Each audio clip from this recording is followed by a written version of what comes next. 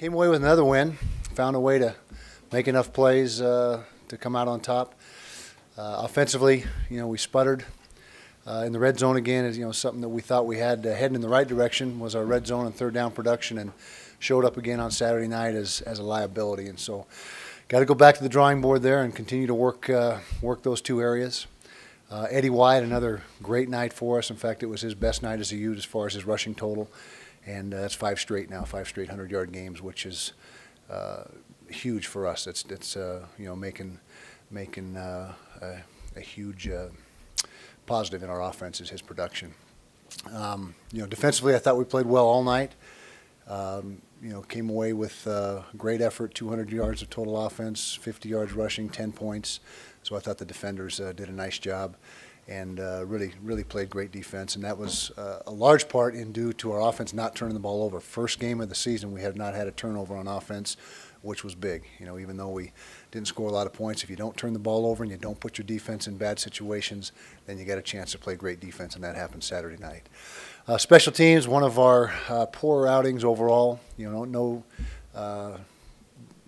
Just ridiculous errors, but we just didn't play very well on special teams. Didn't play up to our usual. In that area. Quarterback situation, we had a deal where we had made a change at halftime. We had some yardage in the first half, but only 3 points, and so we're just looking for a way to get a spark and get some points generated, and that's what necessitated the change, or that's what made for the change at halftime. I thought Jordan came in and did a very good job. He was poised, he was confident. And he handled that situation very well. And for a true freshman to come in and perform like that, very proud of what he did. And it did generate a spark. We got 19 points in the second half and came away with the win. Looking forward into Mexico, we've got certainly enough to work on from our own deficiency standpoint to keep us busy all week. And, we got a Mexico team coming in here that on film looks very much like they have in years past as far as their personnel. They got an outstanding left tackle on offense. Portery is a talented quarterback. They got some big, fast receivers. Some guys on defense. They just, have not been able to put it all together yet this year. But we got to prepare just like every other week and get ready to go. And the starting quarterback will be? We'll name that on game day. All right. We won't have an announcement there. With their skill sets being fairly different, significantly different, it just doesn't make sense to name that person until game day. Would it be a help though to get both guys in the game if the situation dictates? Is that could be? I've said it many times before. I'm not a fan of a 2-quarterback system, but we got to do whatever is best for the team, and I don't think that's the direction we'll go, but never say never. Coach, how did Jordan handle everything in the fall when it looked like he might be the start, and then Kane overtook him? How did he handle all that as far as the maturity level and everything? He was great. He's mature beyond his years. I've said that many times in the past. He does not operate like a true freshman. I think part of that is his experience and opportunity to be here in spring ball. He learned a great deal throughout that first semester here in the spring. But he's a guy that.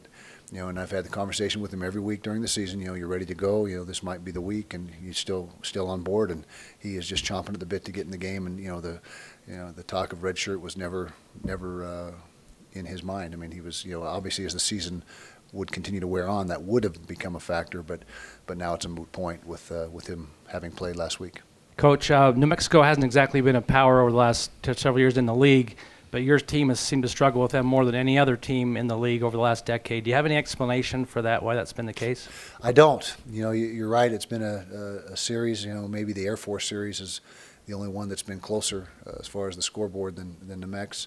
Don't have an answer for that other than I've always felt they're a very physical football team, a very talented football team in years past. And just made for a good matchup. I thought, we like to consider ourselves one of the more physical teams in the league as well, and that being the case, I guess that made for good matchups.